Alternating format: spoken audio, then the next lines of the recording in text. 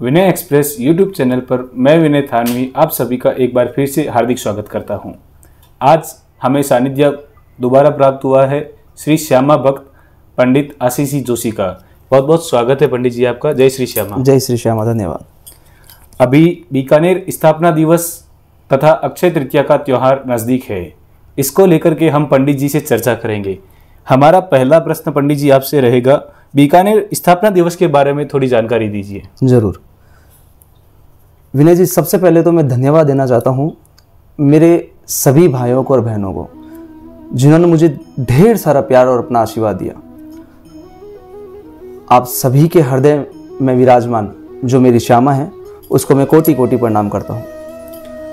जैसे कि विनय जी आपने बताया, प्रश्न पूछा था कि बीकानेर स्थापना दिवस के बारे में आपने पूछा था। जी। विनय जी, क्या है कि ये बीकानेर जो शहर है ना, ये बहुत ही मस्त माहौल का शहर है जी। और ये यहाँ की जो संस्कृति है ना, वो संस्कृति अपने आप में एक बेमिसाल है। यहाँ पर आपको वीर रस की कहानियाँ मिलेगी, आपको यहाँ पर आपको प्रेम रस की कहानियाँ मिलेगी, यहाँ पर आपको श्रृंगार रस की कहानियाँ मिलेगी। मतलब बहुत सी संस्कृति को अपने आप में समेटे हुए है बीकानेर। चूँकि बीकानेर स्थापना दिवस हम लोग 21 अप्रैल को बना रहे हैं 2023 को। बीकानेर की स्थापना राव बीका जी ने की थी। राव बीका जी राव जोधा जी के बड़े पुत्र थे। इनमें एक पुरानी, बहुत प्रचलित, बहुत पुरानी कहानी मैंने सुनी है। क्या था कि राव बीका जी और राव जोधा जी की कहानी है। राव जोधा जी अपने जोधपुर में के अंदर अपने महल में बैठे थे, दरबार में बैठे थे। तो वहाँ पर क्या है कि राव बीका जी थोड़े देरी से पहुँचे थे। देरी से पहुँचे और पहुँच के अपने पिताश्री को उन्होंने प्रणाम किया और उसके बाद में बैठ गए थे। बैठने के बाद में वो अपने चाचा से कुछ वार्तालाप कर रहे थे धीरे धीरे। तो केवल उनके पिता ने बोला कि क्या बात है, कोई नया राज्य आप बसाने की कोशिश कर रहे हो क्या? बस इतनी सी बात को लेकर उन्होंने बोला कि अगर आपका आशीर्वाद रहा तो हम जरूर एक दिन नया राज्य स्थापित करेंगे। तो बस उसी ताने बाने को लेकर मानिए, या फिर उसी बात की, अपने पिता की बात को सही साबित करने के लिए अपने पिता का ये आशीर्वाद तो लिए वचन को मानकर उन्होंने ये बीकानेर की स्थापना की थी। बीकानेर की स्थापना इस बार हम 535वां स्थापना दिवस मना रहे हैं बीकानेर का। अगर हम विक्रम संवत की बात करें तो 1545 विक्रम संवत है जी। उस समय ये स्थापना हुआ था बीकानेर का। एक प्रचलित एक दोहा भी है। दोहा क्या है कि 1545 शुद्ध वैशाख सुमेर थावर बीज थरपियो बीको बीकानेर जी। मतलब प्रसिद्ध दोहा है ये जी। वैशाख को सुमेरन बोला गया है, सुमेरो बोला गया है। मतलब कि हिंदू माह में जितने भी महीने हैं उन सब में जो सुमेरो होता है ना, सबसे श्रेष्ठ होता है। वैशाख माह बहुत श्रेष्ठ है। और वैशाख माह में बीकानेर की स्थापना हुई, वो भी दूज के दिन जी। तो बीकानेर की स्थापना का ये प्रमुख ये कहानी भी है और इसीलिए ये बहुत प्रसिद्ध है बीकानेर वासियों के लिए। बहुत बड़ा एक ये अपने त्योहार के रूप में है। एक्चुअल में ये इसीलिए हम अक्षय कहते हैं ना, आखा बीज अक्षय तृतीया, इसीलिए हम मनाते हैं। इसी के अगले दिन त्योहार आता है अक्षय तृतीया। परशुराम जयंती भी मनाते हैं। अक्षय तृतीया के बारे में बताइए कि ये क्यों मनाते हैं और इसका क्या महत्व है? देखिए विनय जी, अक्षय तृतीया पूरे भारतवर्ष में मनाया जाता है और ये त्यौहार है, ये जैसे दिवाली आती है, होली आती है, उसी के प्रकार ये त्यौहार है। इस त्यौहार का बहुत ही महत्व है। देखो, इसका नाम है अक्षय तृतीया, मतलब कभी क्षय नहीं होने वाला। इस दिन आप कोई भी कर्म करें, कोई भी कार्य करें, वो कभी क्षय नहीं होगा। तो अक्षय तृतीया का बहुत बड़ा महत्व है। जैसे कि आप सभी को पता है कि इस बार अक्षय तृतीया शनिवार के दिन 22 अप्रैल 2023 को बनाई जाएगी। काफ़ी लोग 2023 के 23 अप्रैल को भी बना रहे हैं। ये दो दिन का है और मैं तो कहता हूँ कि बहुत अच्छा है। 2 दिन हो गए हमको 2 दिन मिलेंगे अपने को अक्षय पुण्य अर्जन करने के लिए। तो हमको पुण्य अर्जन करना है और जितना अर्जन कर सके उतना ज़्यादा है, अच्छा है ना। तो अक्षय तृतीया के दिन हम लोगों के लिए क्या है कि एक तो वैसे भी है कि विष्णु के छठे अवतार थे परशुराम जी। उनका जन्म महोत्सव भी मनाए जाते हैं हम लोग। हैग्रीव देवता जिन्होंने वेदों की रक्षा की थी जी, उनका भी अवतरण दिवस है। ब्रह्मा जी के, कहीं पर मैंने सुना था मेरे गुरुजनों से कि ब्रह्मा जी के पुत्र थे अक्षय कुमार, उनका भी जन्मदिन है। और अक्षय तृतीया के दिन ही युधिष्ठिर को अक्षय पात्र मिला था। तो कितनी ही ऐसी काफ़ी कहानियां हैं, ऐसी काफ़ी कथाएं हैं जो अक्षय तृतीया के महत्व को और बढ़ा देती है। अक्षय तृतीया के दिन जो भी हम दान करते हैं, जो भी हम कर्म करते हैं, वह सूर्य लोक में जाता है।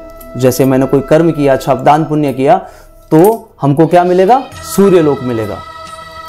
तो अक्षय तृतीया के दिन हमको दान करना चाहिए, इसका बहुत बड़ा महत्व है। इसकी पूजा की विधि बताता हूँ आपको। अक्षय तृतीया के दिन आप सबसे पहले सुबह उठिए, ब्रह्म मुहूर्त में उठिए। ब्रह्म मुहूर्त में उठ के स्नान कीजिए। स्नान के बाद में अपने पूरे मंदिर को गंगा जल से पवित्र कीजिए।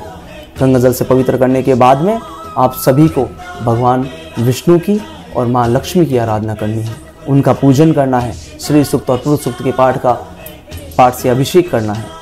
एक विशेष बात, अक्षय तृतीया के दिन जैसे विष्णु की पूजन करते हैं ना, तो विष्णु पितृ लोक का अधिष्ठाता है। पितृदेव जो हम कहते हैं ना, पितृदेव, उनके अधिष्ठाता देवता है। तो अक्षय तृतीया के दिन हम अपने पितरों का तर्पण भी कर सकते हैं। बहुत ही क्योंकि इस दिन अक्षय तृतीया के दिन आपको बता देता हूं मैं कि सूर्य और चंद्रमा अपनी उच्च राशि में आ रहे हैं और काफ़ी बड़े बड़े योग बन रहे हैं। स्वार्थ योग बन रहे हैं इसमें, हाँ। और इसमें अपने ये सबसे महत्वपूर्ण योग है स्वार्थ योग। बाकी बहुत से योग बन रहे हैं, काफ़ी ग्रह अपने उच्च राशि में आ रहे हैं, काफ़ी ग्रहों की चाल परिवर्तन हो रही है, काफ़ी सकारात्मक ऊर्जा मिलेगा, काफ़ी सकारात्मक ऊर्जा का संचार होगा। तो अक्षय तृतीया के अंदर बहुत ही ज़्यादा महत्व है। इस दिन अपने बहुत अच्छे प्रयोग भी कर सकते हैं। अक्षय तृतीया के दिन पूजन का मुहूर्त के बारे में बताइए। देखो, अक्षय तृतीया का जो मुहूर्त है ना, वो 22 अप्रैल 2023 को।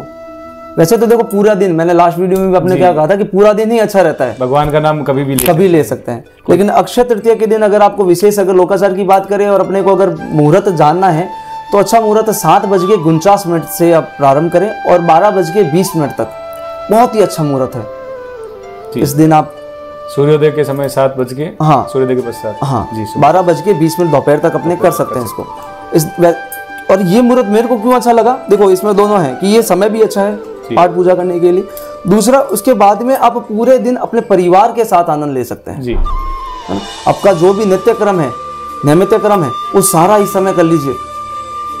उसके बाद में अपने परिवार को समय दीजिए जी। तो अक्षय तृतीया के दिन पूजन करना और अपने परिवार को समय देना, इससे बड़ा सहयोग क्या हो सकता है कि इतना अच्छा समय मिल गया। ये सुबह 7:49 से लेके 12:20 तक। इस दिन मैं आपको क्या कह रहा था कि बहुत ही अच्छे प्रयोग कर सकते हैं आप लोग। किसी बहन के अगर पुत्र नहीं हो रहा है तो वो क्या कर सकती है कि बरगद का जो पेड़ होता है ना, जिस पर हम लोग बोलते हैं, हमारे गुरुजन कहते थे कि उसमें शिव विराजमान होते हैं, साक्षात शिव। तो जिनके अगर पुत्र प्राप्ति करने का है कि पुत्र संतान चाहिए, तो संतान प्राप्ति के लिए आपको क्या करना है, अक्षय तृतीया के दिन बरगद के पत्ता जो होता है ना, उस पर कुमकुम से सात्विक बनाइए जी। उस पर चावल की भेरी रखिए, उस पर सुपारी रखिए और उसके बाद में आपको क्या करना है, उस पत्ते को उठाना है और किसी देवी मंदिर में रख देना है और भगवती से प्रार्थना करनी है कि हमें संतान की प्राप्ति हो। किसी भाई के पास अगर पैसों की समस्या, आजकल मैं देखता हूँ कि पैसों की आर्थिक युग है, और देखो ये आर्थिक युग है, इसमें सभी को पैसा चाहिए जी, है ना। तो आर्थिक युग में अगर पैसों की प्राप्ति करनी है तो इससे अच्छा दिन कौन सा हो सकता है। देखिए, साक्षात लक्ष्मी की पूजा कर रहे हैं हम लोग, तो लक्ष्मी जी का जब आप पूजन करें तो हल्दी और केसर के पानी से उनका अभिषेक कीजिए। माँ लक्ष्मी को गुलाब का फूल चढ़ाइए और श्री सूक्त की पाठ कीजिए, अभिषेक कीजिए, उससे श्री सूक्त से अभिषेक कीजिए, श्री सूक्त का पाठ कीजिए। और सबसे बढ़िया बताऊं कि मेरी जो बहनें हैं, वो मेरे जो भाई है जिनको पैसों की ज़रूरत है, वो क्या कर सकते हैं कि अपनी उनकी जो पत्नी है वो सुबह सुबह उठें और श्री सूक्त की 8वीं ऋचा, छूत पासाम मल्याम ज्येष्ठाम लक्ष्मी, ये जो 8वीं ऋचा है श्री सूक्त की, उस 8वीं ऋचा से क्या करना है, घर का झाड़ू निकालना है, सफाई करते हैं, जब करते हुए जी। और वो जो कूड़ा है, जो कचरा है, वो अपने पति को दीजिए जी। वो पति भी पूरे रास्ते यही करते जाए, इसी मंत्र का, श्री सूक्त की 8वीं ऋचा का जाप करते करते जाइए, उसका निस्तारण करेगा। और उसके बाद में उसको चौराहे पर रख दीजिए या कूड़ी पर रख दीजिए जी। ज्येष्ठा लक्ष्मी से प्रार्थना कीजिए कि हमारे घर से दरिद्रता को खत्म करें और लक्ष्मी हमारे घर में आएगी। ये प्रयोग बहुत बहुत सार्थक सिद्ध होगा। इसके अलावा और भी प्रयोग है। आप लोगों को क्या करना है, 11 पीली कौड़ी लेनी है। देखो पीली कौड़ियों का तंत्र को तो बहुत प्रयोग करते हैं, एक छोटा सा सात्विक प्रयोग है कि पीली कौड़ियाँ लेनी है 11। उसको अक्षय तृतीया के दिन अब जब अभिषेक करो ना, तो उसको माँ के साथ में रख दो, उसका भी साथ में अभिषेक करो। अभिषेक करने के बाद में उसको वहीं पर रहने दो। अगले दिन अक्षय तृतीया मिलेगी वापिस 23 तारीख को। तो क्या करना है, सुबह जल्दी जल्दी उठना है। उसी अक्षय तृतीया के समय सूर्योदय, देखो अगला दिन हमारे क्यों काम का आ गया। मैं इसलिए कहता हूँ कि कोई दो कहता है ना कि 2 त्योहार मतलब 2 दिन, आप प्रसन्न होइए क्योंकि प्रभु आपको बहुत बहुत समय दे रहा है अपना कर्म पूरा करने के लिए। पहचानने की आवश्यकता है, पहचानने की जरूरत है जी। तो हमको क्या करना है, केवल कि वो जो आपने पीली कौड़ियाँ जो रखी है माँ लक्ष्मी की पास में, उसका अभिषेक किया है, उसको उठाइए वापस, उस पर केसर और हल्दी से तिलक कीजिए, उसको लाल कपड़े में बांध कर जहाँ पर पैसा रखते हो ना वहाँ पर रख दीजिए। धन की कमी मैं आपको जरूर ये बात कह रहा हूँ, आपको कभी पैसों की कमी नहीं रहेगी, बिल्कुल भी पैसों की कमी नहीं रहेगी। बाकी आपको कर्म जरूर करना है। ऐसा नहीं कि उन्होंने पंडित जी ने बोल दिया कि, लेकिन साथ में मैं एक बात फिर आपको पुनः कहना चाहता हूँ कि सभी प्रयोग सभी कर्म तभी सार्थक हो सकते हैं जब आप उनको पूर्ण भाव से करें, पूर्ण भक्ति भाव से करें, आत्मीयता से करें। जब तक आपके अंदर भक्ति जागृत नहीं होगी, भाव जागृत नहीं होगा ना, तब तक आप कुछ नहीं कर सकते। और जैसा कि मैंने क्या बोला कि अक्षय तृतीया के दिन जो भी कर्म करे वह अक्षय हो जाता है, जो भी दान करे वह अक्षय दान पुण्य हो जाता है। तो इस दिन अपने को दान भी क्या करना है, अक्षय तृतीया के दिन अपने को क्या करना है कि घी, जौ, नमक, शहद, वस्त्र, ककड़ी, तरबूजा, मटकी के अंदर थोड़ा सा पानी, उसमें थोड़ी सी शक्कर डाल, ये सारी चीजें अपने कुल गुरु, जो आपके कुल के गुरु होते हैं, उनको बुलाइए, ससम्मान उनको बुलाइए, उनसे संकल्प भरवाइए। देखो एक तो साक्षात गुरु आपके घर पर आ रहा है, गुरु विष्णु रूप आए, गुरु विष्णु का रूप है, गुरु आपके घर आ रहा है। कोई बड़ी तो इससे बड़ा क्या है कि आपके साक्षात गुरु आपके घर पर आ रहा है, आपका कुल गुरु आपके घर पर आ रहा है। आपके कुल गुरु के अपने घर पर उनको आग्रह कीजिए कि उनके आपके घर पर आए, वो आपके घर पर आएंगे, उनसे संकल्प भरवाइए, संकल्प भरवा के उनको ये सारी चीज़ें दीजिए, उनको भोजन करवाइएगा, उनको वस्त्र दीजिए, उनको दक्षिणा दीजिए, उनका आशीर्वाद दीजिए। और गुरु से आशीर्वाद कैसे लिया जाता है, मैं क्या कहता हूँ कि एक छोटा सा, मेरे गुरु ने बोला था कि कुंडली में करोड़ों दोष है ना, अगर आपकी जन्म पत्रिका में करोड़ों दोष है, गुरु आशीष है ना, तो क्या करना कि एक गुरु अगर आपका अगर अच्छा हो ना कुंडली में, और बाकी कुंडली में सारे ग्रह खराब है, तो वो एक गुरु ग्रह, देखो कुंडली में वो गुरु ग्रह आपके सारे दोषों को खत्म कर देता है। उसी प्रकार ये साक्षात गुरु जो आपके कुल गुरु है, जिनसे आपने, या फिर कोई ऐसे जिनसे आपने मंत्र लेके रखा है, गुरु दीक्षा लेके रखी है, वो चमत्कारी मंत्र आपने जिस गुरु से लेके रखा है, वो गुरु से क्या करना है, उनके सामने दंडवत प्रणाम कीजिए। भूल जाइए कि मेरे वस्त्र खराब हो रहे हैं या क्या हो रहा है, वो गुरु का जब आप दंडवत प्रणाम करेंगे ना, आपके करोड़ों करोड़ों कष्ट, करोड़ों पाप एक गुरु की दृष्टि मात्र से नष्ट हो जाएंगे। तो ये सब कीजिएगा। उसके बाद में ये सब देने के बाद में सेम ऐसा के ऐसा, बिल्कुल ऐसा घी, शहद, नमक, जौ, मटकी में पानी डाल के थोड़ा सा शक्कर, ककड़ी, तरबूजा, ये सारा का सारा शिव मंदिर में, क्योंकि शिव भी गुरु है, विष्णु मंदिर में विष्णु भी गुरु है। अच्छा, माँ लक्ष्मी का और प्रभु विष्णु का अगर आप पूजन करें तो पीले वस्त्र जरूर धारण करिएगा, बहुत अच्छा रहेगा। पसंद है पीले वस्त्र? हाँ, पीत वस्त्र, पीले वस्त्र पहनिए। देखो उसमें क्या बोला है ना कि हल्दी का और केसर का अभिषेक, ये पीला कलर, पीली कौड़ी, और पितरों का तर्पण तो करना ही है। तो ये एक बहुत अच्छा प्रयोग भी है कि देखो गुरु भी घर आ रहा है, हम गुरु को ये सब चीजें दान भी करें। एक विशेष जो मैं मेरी आत्मा से कह रहा हूँ मेरे गुरु कृपा से कह रहा हूँ, इस दिन छायादान जरूर करना। छायादान कैसे? हाँ, छायादान। छायादान क्या है? क्या करना है कि एक कांसे की कटोरी लीजिए, छोटा सा, है ना, पात्र लीजिए, उसमें एक में तेल और एक और लीजिए, उसमें घी, दोनों रखिए, है ना। दोनों में अपने नाखून, है ना, अपने नाखून, मुंह, उसमें प्रतिबिंब देखिए, अपनी छाया देखिए, अपनी छाया देखिए, ठीक है। उसको घर के बाहर रख दीजिए। फिर वो भार्गव जो आते हैं हमारे द्वार पर, जी जी, साक्षात शनि भगवान। देखो शनि भगवान है ना, कर्मों का फल देते हैं। शनि भगवान कर्मों का फल देता है। आप जितने अच्छे कर्म करोगे उतने अच्छे फल मिलेंगे। लोग घबराते हैं, मत घबराइए, बहुत ही अच्छे प्रभु हैं। देखो ये भी तो कृष्ण की ही उपासना करते थे जी, करते हैं। ये आप अच्छे कर्म करोगे ना, आपको अच्छा फल मिलेगा। तो वो जो भार्गव जी आए, उनको वो अपने आप उनको ले जाएंगे।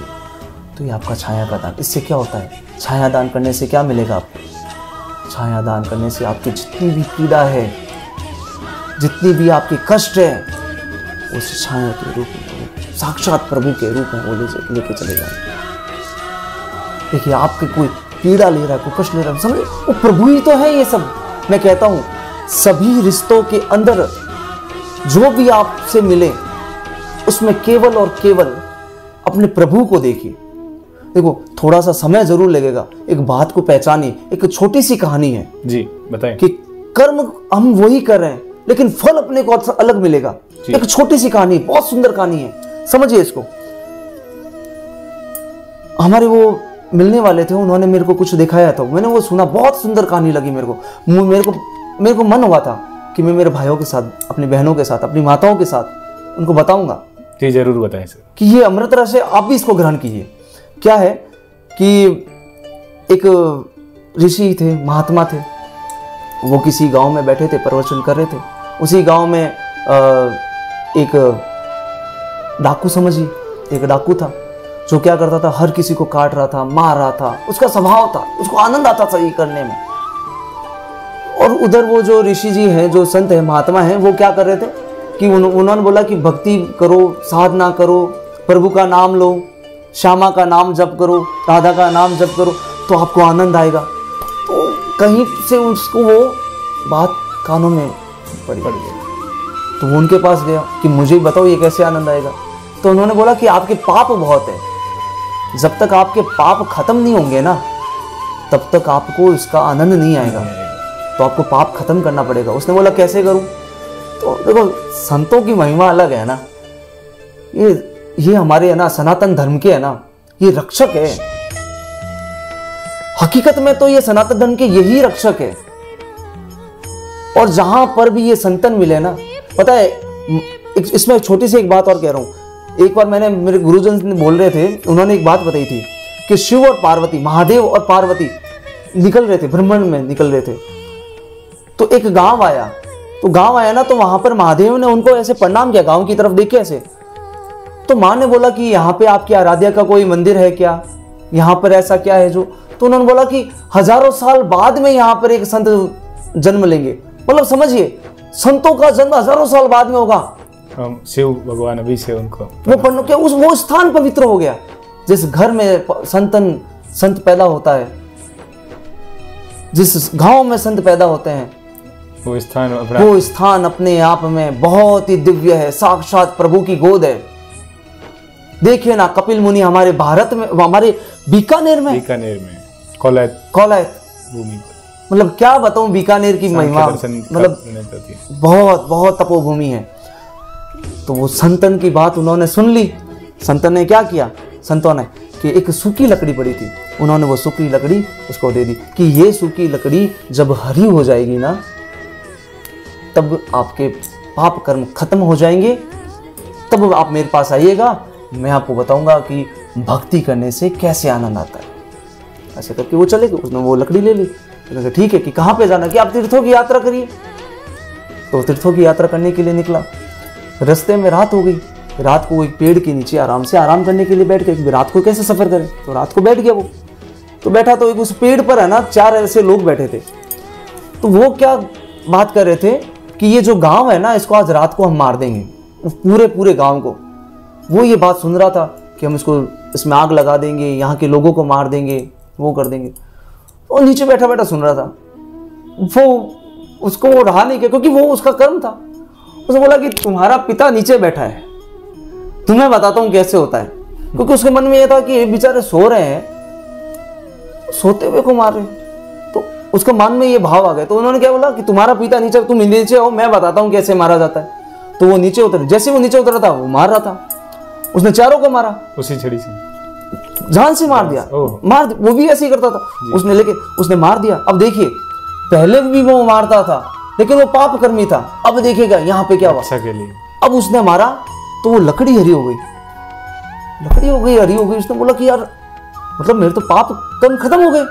उन्होंने बोला कि तीर्थों में जाओ, तब आपके पाप खत्म होंगे। वो उसी रात हाथ के हाथ उन संतों से मिलने के लिए चला गया। संतों के पास गया कि महात्मा जी ये लकड़ी कैसे हरी हो गई।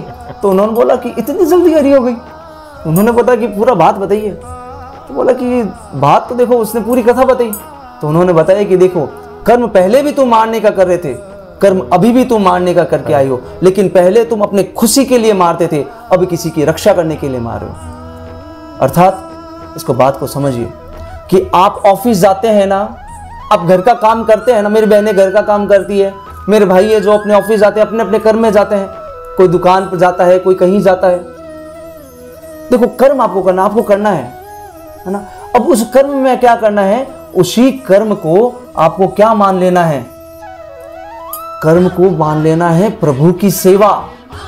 आपको क्या कहना है, जब भी कर्म करने के लिए जाएं, अपने ऑफिस जाएं, और मेरी बहनें जब अपने घर के कार्य में लगे, प्रभु का कार्य माने, तो क्या कहना है, आंख बंद करके सिर्फ इतना बोलना है कि हे प्रभु, हे आराध्य, अब मैं जो भी कार्य करूंगी वो सिर्फ आपकी सेवा कर रही हूं।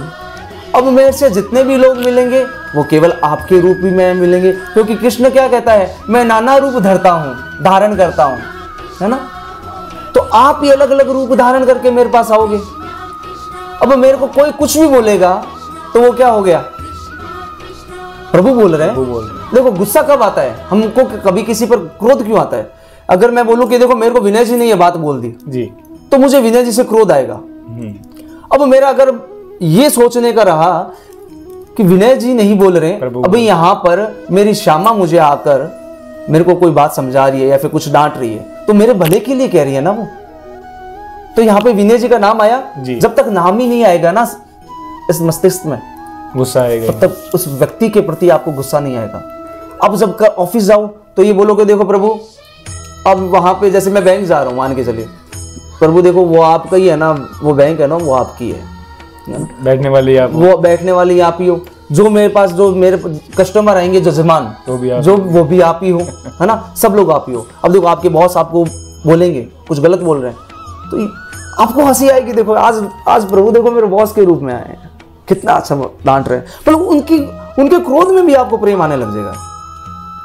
तो जो आप पहले जॉब करते थे, नौकरी करते थे, जो घर का काम करते थे, उसमें केवल आपके घर का काम करते थे तो आपके घर वाले राजी होते थे, और जब आप नौकरी करते थे उसका पर्टिकुलर आपको एक पैसा मिलता था, है ना, कार्य शुल्क मिलता था। लेकिन अब क्या हुआ कि आप प्रभु की सेवा कर रहे हो तो सेवा का फल क्या होता है, अक्षय होता है। और आज हम अक्षय तृतीया की बात कर रहे हैं जिसमें अक्षय फल मिलता है। तो ये एक थोड़ी सी कार्य वही करो, बस थोड़ा सा उसमें सोच में परिवर्तन कर दीजिए, उससे क्या होगा, हमारा सनातन धर्म और आगे बढ़ेगा। हमको आगे बढ़ना है, हमारी सोच को परिवर्तन करना है।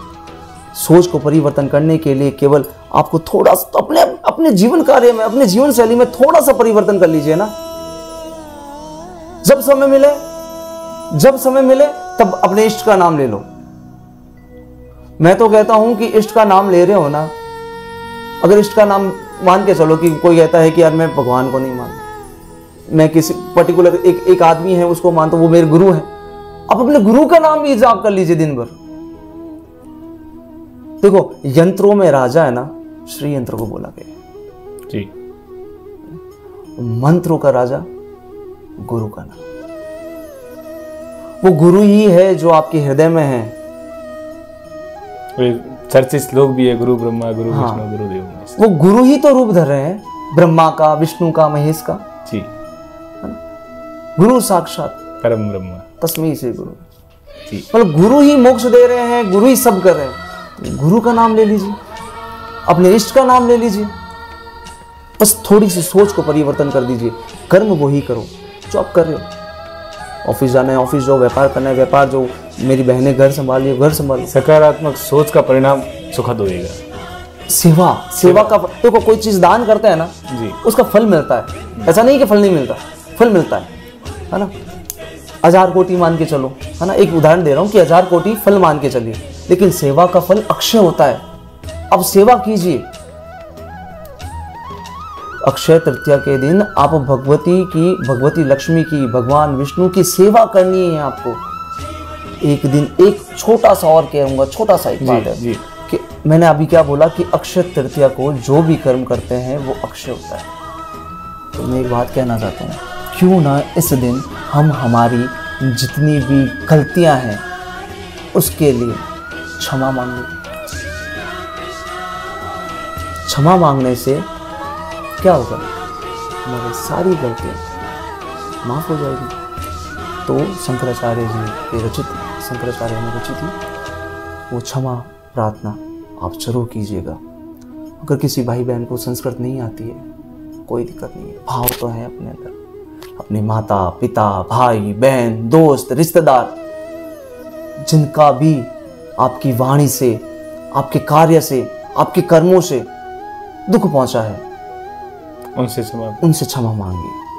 रात्रि को जब भी सो आप रात्रि को, और रोज करो ना ये, रात्रि को जब भी सो ना, उससे पहले अपने आराध्य को, अपने प्रभु को एकदम हाथ ऐसे करके, हाथ जोड़ के, जो भी आपका मन है कि मैंने जो भी कर्म किया है ना उसके लिए मुझे क्षमा कर दो, मुझे क्षमा कर दो हर उस कार्य के लिए जो मैंने कार्य किया है। मेरी वाणी से, मेरे कर्मों से अगर कोई भी गलती हुई है तो क्षमा कर दो। अनजाने किसी से कोई गलती, अगर मेरे चलने से अगर चींटी है ना, बोलने से किसी मनुष्य का हृदय दुख होगा, मैं कर्म कर रहा हूँ, हवन कर रहा हूँ, है ना, उसमें अगर कोई छोटे मोटे जीव जंतु पर किसी को भी, कोई भी छोटा भी, छोटी से छोटी और बड़ी से बड़ी अगर मेरे से गलती हुई हो ना तो मुझे क्षमा कर दो। क्षमा मांगना सीखो, क्योंकि झुकता वही है जो ताकतवर होता है। देखिए ना कि जिस वृक्ष में है ना फल लगे होंगे ना वो झुका हुआ होगा। झुकना अपने आप में बहुत बड़ी शक्ति है, बहुत ताकतवर है। आप देखिए ना कि प्रभु का कोई भी कैसा भी कुछ भी करो, आप महादेव जी के मंदिर जाते हो, गए जल अर्पण किया, गए जल अर्पण किया, वो उस समय कौन से कहाँ पे है, अपने पुत्र के साथ है, अपनी पत्नी के साथ नहीं, हम आपको पता है नहीं पता नहीं, जी, लेकिन हम जाते ही वो करते हैं ना जी, तो भी वो स्वीकार करते हैं ना। क्यों? क्योंकि जो ताकतवर होगा ना वो आपकी भावना को समझता है। जो ताकतवर होता है ना, जिसमें शक्तिवान होता है ना, वही झुकता है। जिसमें शक्ति नहीं होती है ना वो अकड़ा रहता है। एक कहावत भी है, अकड़ तो मुर्दों की पहचान होती है। हाँ। देखो 100 मरने के बाद में आप 100 बन जाते हो जी। देखो जब तक आप जीवित हो ना तब तक आप शिव हो। मर गए ना तो इकार मतलब भगवती आपके अंदर से निकल गई, वो शक्ति आपके अंदर से निकल गई, केवल 100 बन जाओगे। तो आप अब आप पर है कि आपको 100 बनना है या शिव बनना है। इसी के साथ मैं आप सभी से एक बार पुनः कहता हूं, आप सभी का आशीर्वाद मेरे पर बनाए रखना। आप सभी के हृदय में जो विराजमान मेरी जो श्यामा है उसको मैं कोटि कोटि प्रणाम करता हूँ। बहुत बहुत धन्यवाद। आपने बड़ी रोचक जानकारियाँ और बड़ी रोचक आध्यात्मिक चर्चा की। एक्चुअल में क्या होता है कि युवा पीढ़ी ये जानती है कि आध्यात्मिक चर्चा केवल एक एज ग्रुप के बाद ही करनी चाहिए, जबकि ये आपकी बातों से ऐसा लगता है कि वो देखो मिथ्या है। एक हमने 8वीं क्लास में है ना, हमारे गुरुजी थे, मैं देखो मेरे गुरु का नाम बताऊंगा, वो उनका एक श्लोक ने है ना मेरे जीवन को, देखो वैसे तो कहते हैं ना कि पूर्वादि का कर्म होता है, आपके पितरों का आशीर्वाद होता है, अपने घर वालों के संस्कार होते हैं, है ना, गुरु का आशीर्वाद होता है। उन गुरु का नाम है बद्री जी सर जी, हमें संस्कृत पढ़ाते थे। उन्होंने एक संस्कृत में श्लोक बोला था, प्रथमे वायसी नादिता द्वितीय नार्जि धनम तृतीय न तप्तस्य चतुर्थे किम करी शशि। अर्थात कि पहली अवस्था में आपने विद्या को अर्जन नहीं किया जी। पहली अवस्था में आपने, जब 4 अवस्था है ना जी, उसमें से पहली अवस्था में आपने क्या नहीं अर्जन किया? विद्या को अर्जन नहीं किया। अब आपने विद्या को अर्जन नहीं किया तो दूसरी अवस्था आई तो धन रूपी विद्या आपको नहीं मिली जी। उस विद्या से आप कमा नहीं सकते, धन एकत्रित नहीं कर सकते। तृतीय न तप्तस्य, पहली अवस्था में आपने विद्या अर्जन नहीं की, आपको ज्ञान का पता नहीं है। दूसरी अवस्था में आपको ज्ञान रूपी धन नहीं मिला। तीसरी अवस्था में आपका ज्ञान ही नहीं है तो आप तपस्या क्या करोगे जी, है ना।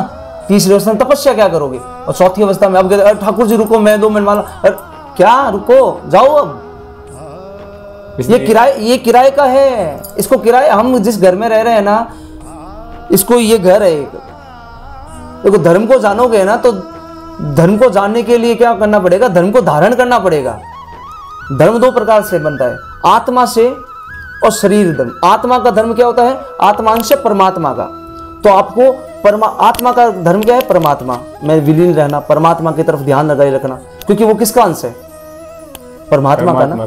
दूसरा धर्म कौन सा? शरीर धर्म। शरीर का क्या काम है? ये शरीर है ना जो माया से बना है। देखो आत्मा परिवर्तन नहीं होती लेकिन शरीर परिवर्तन होता है, क्योंकि ये माया से बना हुआ है। माया का एक अंश है काम वासना। हमारा शरीर काम वासना से बना हुआ है। देख लीजिए ना, जितने भी साधु सन्यासी, हम गृहस्थी, सब काम वासना से तो पैदा हुए हैं जी। ये माया ही का तो है शरीर है। तो इस माया के शरीर को भी क्या करना है? अच्छे कर्म में लगाना है। इसको अच्छे से खाना खिलाना है। सात्विक भोजन कीजिए, व्यायाम कीजिए, योग कीजिए, सत्कर्म कीजिए। तो इस शरीर का धर्म क्या है? इसका ध्यान रखना। जब ये अच्छे से रहेगा तो अंदर आत्मा परमात्मा का ध्यान अच्छे से कर पाएगी। अच्छा, आत्मा और शरीर को कौन धारण करता है? मन धारण करता है। और मन को कैसे वश में किया जाए?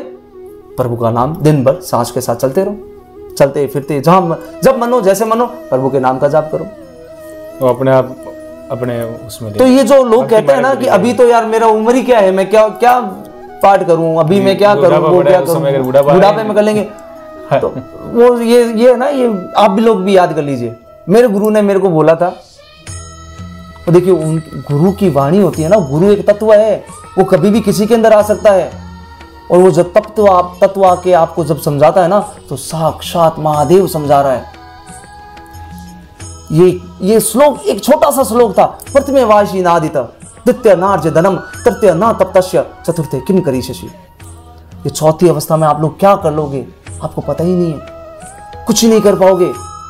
अभी अवसर चूकना नहीं चाहिए। अवसर मत जवानी में अपने पहले की आयु ना 100 वर्ष की मानने जाती थी, आजकल इतनी नहीं है। अब तो दूसरी और तीसरी अवस्था साथ में चलेगी भाई, और ये साथ में चल रही है। मैंने देखे हैं जी, काफी कितनी जवान उम्र में, कोरोना के अंदर काफी, कोरोना में जी। आप इस कोरोना रूपी है ना, ये भगवान ने आपको बताया है कि समझ जाओ, संभल जाओ। अभी भी मैं आपसे कह रहा हूं कि ये छोड़ो कि अभी मेरी उम्र क्या है, अभी मेरा वो क्या है, ये पाठ पूजा करके हम क्या कर लेंगे, सब छोड़ दो। हम बुढ़ापे का काम है, अभी जवानी में क्यों कर रहे हो, ये छोड़ दो। ये सब पता ही नहीं है बुढ़ापा आएगा भी या नहीं आएगा।